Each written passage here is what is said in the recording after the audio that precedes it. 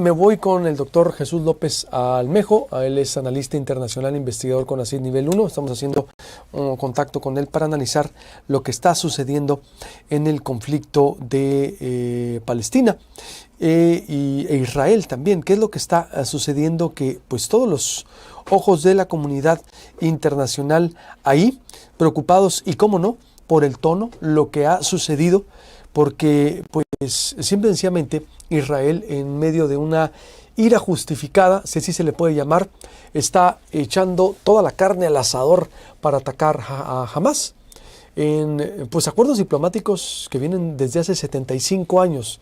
Lo que estamos asistiendo es pues prácticamente un desconocimiento también de reglas diplomáticas.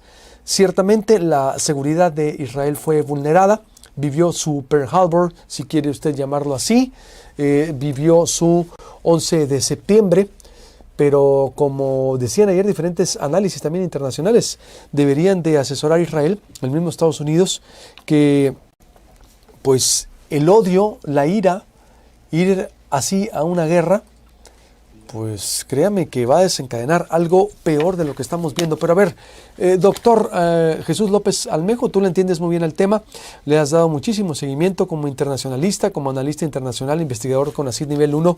¿Cuál es tu valoración de lo que está sucediendo, estimado? Qué gusto tenerte por acá. Bienvenido a Proyecto Puente.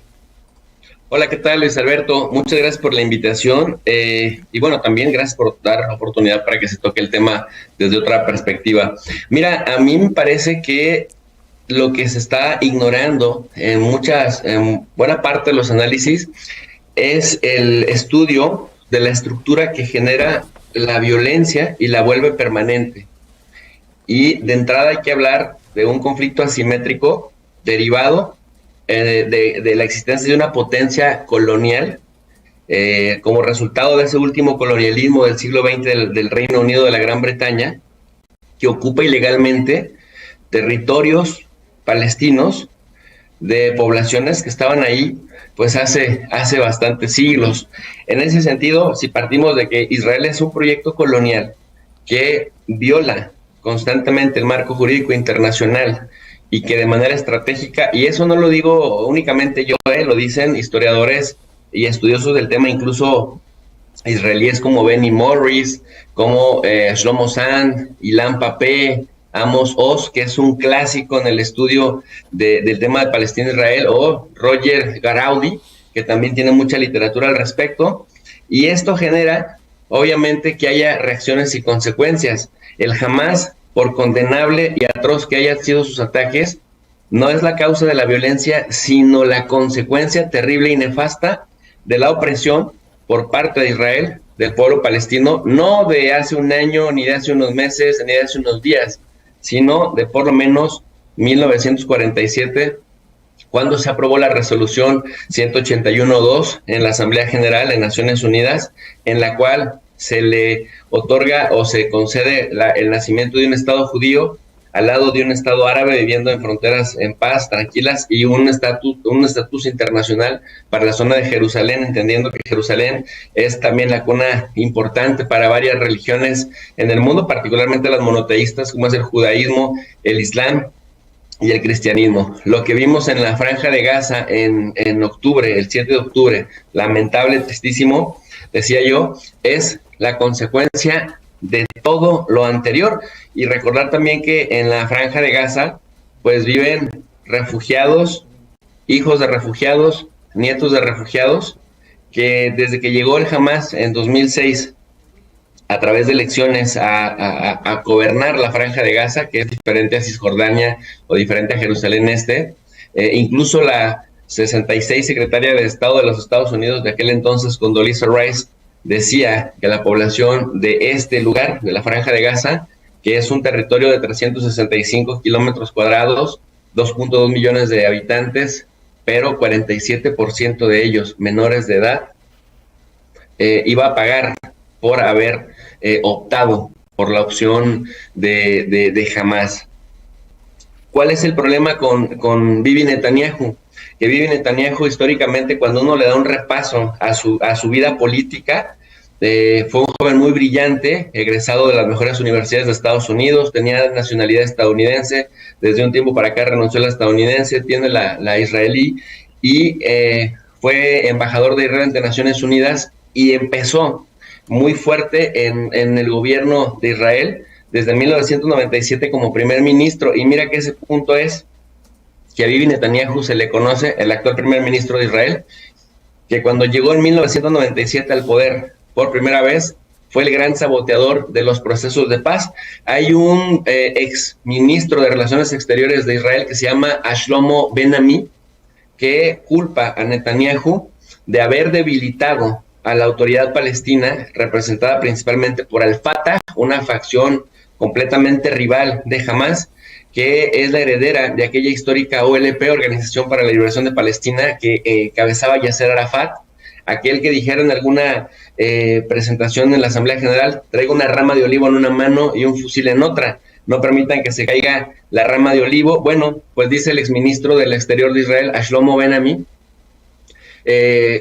Netanyahu es el gran saboteador y el gran provocador y gran responsable en buena medida de todo esto, porque debilitó a la opción palestina que buscaba darle una salida negociada, una salida diplomática, porque Israel se convirtió en ese proceso de paz en donde debilitó a la autoridad palestina en juez y parte, es decir, decidía hasta dónde cumplía en razón de que evaluaba si los palestinos cumplían o no con su acuerdo, y mientras tanto ganaba tiempo para seguir creciendo los asentamientos en territorio palestino, asentamientos que en el marco jurídico internacional son considerados como ilegales. Por eso decía yo que si atendemos a la estructura creadora de la violencia, pues sí es condenable lo que hace el Hamas, pero es doblemente condenable lo que hace Israel, y particularmente este señor Bibi Netanyahu, que es el gran saboteador de los esfuerzos de paz, incluso dentro de los mismos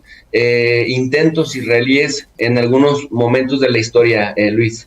¿Cuál sería la salida, doctor, a lo que estamos viviendo? Porque exactamente, y sin duda, estamos viendo un espectáculo donde están muriendo inocentes. El mismo presidente de los Estados Unidos le ha dicho a Israel: a ver, ciertamente Hamas como grupo violento, pero no todos los palestinos son Hamas.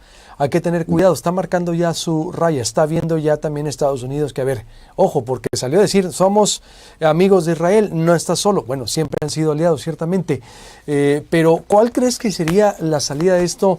Una intervención de la ONU, Noruega como en su momento, o también intervino para la crisis por allá en los 70s, es decir, porque también Israel ha tenido guerras largas, no recuerdo, con la de Egipto, por ejemplo, después del 47, por territorios.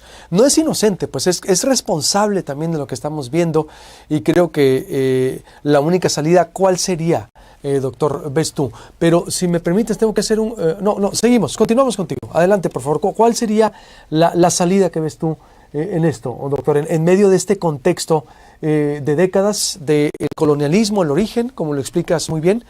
¿Cuál sería de alguna manera el alto al fuego, si es que puede haber, o se va a complicar esto? Mira, definitivamente la solución de dos estados viviendo y coexistiendo en fronteras seguras, con Jerusalén Este como su capital, y no es algo que me esté yo inventando de ahora, es el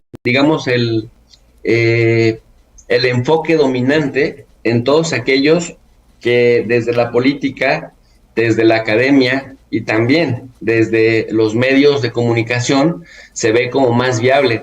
Si nos ponemos a observar cuáles son las principales propuestas del actual secretario de Naciones Unidas y de otros ex secretarios de Naciones Unidas, si vemos lo que dicen ex ministros de Relaciones Exteriores o ex secretarios de Estado de los Estados Unidos, o incluso ex cancilleres mexicanos que también han atendido con mucho rigor el estudio del tema palestino-israelí, se habla de la solución de dos estados, porque Israel, como proyecto colonial que fue quitándole tierra a los palestinos y que solo cumplió la primera parte de la resolución 181.2, es decir, la creación del hogar nacional judío, no permitió que se cumpliera la otra, la del Estado árabe, y tan no lo ha permitido que históricamente y principalmente con mucha más agresividad desde 1967, se ocupó los territorios de la Franja de Gaza, Jerusalén Este y Cisjordania, construyó infraestructura física y a eso se le conoce como la política de hechos consumados, que se traduce en el saqueo de la tierra palestina y también en procesos de limpieza étnica, es decir, que literalmente se expulsa a palestinos, y esto es lo que genera una violencia permanente, lo que se conoce como la resistencia. En Palestina hay una frase muy elocuente y muy popular que dice: existir es resistir. Es decir, por aquellos que no optan por la resistencia violenta, hablan de existir y de reproducirse, porque demográficamente los palestinos son más dinámicos que los judíos en Israel. Entonces, la solución de dos estados, desde la resolución 242 del Consejo de Seguridad, la 338 y las cumbres posteriores, la hoja de ruta del cuarteto en donde participaban Rusia, Estados Unidos, la Unión Europea, la ONU, ¿no? Es que coexistan en paz, y esto significa que Israel tendría que sacar a los colonos que tiene viviendo dentro de Palestina, con asentamientos que tienen carreteras, que tienen luz eléctrica y que obliga al ejército a estar ahí cuidándoles, pero que esto significa la ampliación de más hechos consumados para luego no salirse de esos territorios, que evitan la contigüidad territorial del Estado árabe, del Estado palestino. Pues la respuesta no es fácil, es decir, es fácil en la teoría decir que se permita el nacimiento, el surgimiento del Estado palestino, pero es difícil en el terreno de su aplicación, porque eso generaría una crisis política muy fuerte al interior de Israel, y me parece que no hay en este momento un político de alto nivel en Israel que esté dispuesto a pagar ese precio de volver a traer a los colonos al territorio israelí y sacarlos de los territorios palestinos, Luis. Sí, pero por lo pronto están muriendo inocentes, y por lo que veo no hay una salida ahorita, vamos a decirlo, doctor, que se pueda ver tangible, que se pueda trabajar, por lo complicado. Ciertamente son 75 años en donde han muerto incluso, de ambos lados, autoridades por acuerdos que han logrado. Por lo pronto, ¿cuál sería la conclusión entonces, doctor, en esta entrega? Y si nos permites, pues vamos a seguir consultándote también, porque sí es necesario hacer estas valoraciones diferentes, salirnos del ordinario y pues hablar de lo que es, porque Israel no es víctima, es responsable también de lo que está ocurriendo. ¿Con qué concluimos entonces, doctor? Sí, me parece que es importantísimo atender esta estructura generadora de la violencia, porque no solamente la genera, sino la hace permanente, la perpetúa. Y en ese sentido, sí hay una mayor responsabilidad de Israel, porque mira, muchos dicen, no, es que la naturaleza violenta del Hamas, la naturaleza violenta de los musulmanes, se ha tendido a estigmatizar. Autores como Edward Said, el autor del libro El Orientalismo, que ha sido como una referencia muy importante para entender las políticas occidentales de deculturización en la región, explicaba esto, ¿no? Juegan con un estereotipo. Una vez que estereotipas a un otro, creas esa otredad, esa geografía binaria, puedes justificar entonces agresiones que pasan no solamente de lo verbal, sino también pasan a lo físico. Y en ese sentido, la estigmatización es de que son violentos, que solo entienden el código de la violencia, decían los ultraderechistas israelíes encabezados por Ariel Sharon, que por cierto era muy cercano a Bibi Netanyahu, ya falleció, ex primer ministro. No les vamos a premiar a los violentos con negociaciones de paz. Pero el tema es, ¿por qué sí se pudo con Egipto? ¿Por qué sí se pudo con Jordania? 60% de la población jordana es de origen palestino. ¿Por qué sí se pudo se ha podido ahí más o menos con Siria o con el Líbano?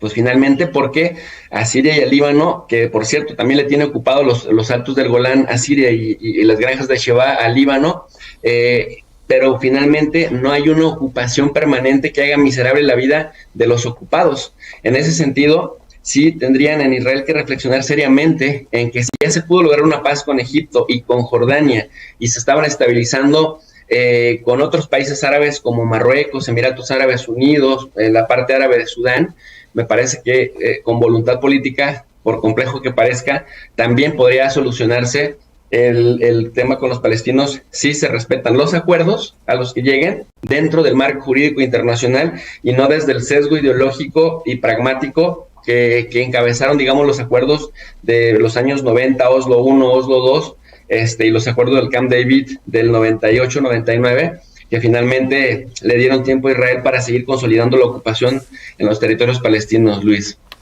Pues doctor, te agradezco mucho. Estoy de acuerdo que sí, ¿por qué en otras partes sí, aquí no? Por lo pronto, rechazar la violencia exactamente en todas sus presentaciones. Un gusto, doctor Jesús López Almejo, y si nos permites, te seguiremos como siempre. Pues seguimos tu trabajo y consultando. Te mando un abrazo.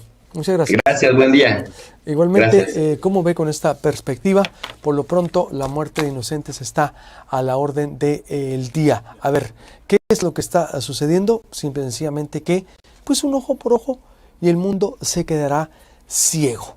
¿Por qué? Vean, allá también en Hamas están muriendo niños, o en la Franja de Gaza, o en el territorio que dice Israel que son los enemigos, exactamente, que nos han vendido solo una historia en donde aquí, pues simple y sencillamente no hay acuerdos que se hayan respetado. Ya escuchamos una explicación clara del doctor. Y Estados Unidos tiene mucho que enseñarle a Israel. Cuando ocurrió el ataque a las Torres Gemelas en el 2001, recuerde usted, ¿qué hizo George Bush? Lo primero que hizo fue, inventaron un informe en el que decía que Irak tenía armas de destrucción masiva, ¿recuerda usted? En el 2003, para justificar la guerra contra Irak. Ojo, lo inventaron. Los medios cayeron. Nos tocó ir a estudiar ese tema en el 2008 en Estados Unidos y un mea culpa de los medios, en donde hasta el mismo Walt Woodward dijo, we were wrong, cuando le preguntamos qué había pasado, dijo, nos equivocamos. Ok, fallaron en justificar una guerra patriótica. Se envenenaron con el odio los estadounidenses y fueron a atacar a Irak, a tumbar a Saddam Hussein, bajo el motivo de que iba a haber democracia ya, elecciones, una vida justa, igualdad. 20 años después ni llegaron la democracia, ni una vida justa, ni igualdad, ni nada. De ahí destruyeron Al Qaeda de Osama Bin Laden, recuerda usted que fue el que estuvo detrás de los ataques de las Torres Gemelas, pero ¿qué fue lo que sucedió? Nació el ISIS después, un grupo más violento que Al Qaeda, y se complicó. ¿Qué pueden hacer después de aquí? No sabemos. Por lo pronto no hay una salida y por lo pronto la ira justificada, la violencia como resolución de conflicto no le va a caer bien a nadie y el mundo se va a volver más complicado. ¿Por qué? Simple y sencillamente se trata de la muerte de inocentes por una interpretación errónea de reglas diplomáticas y porque pues aquí no hay malos y buenos, hay responsables.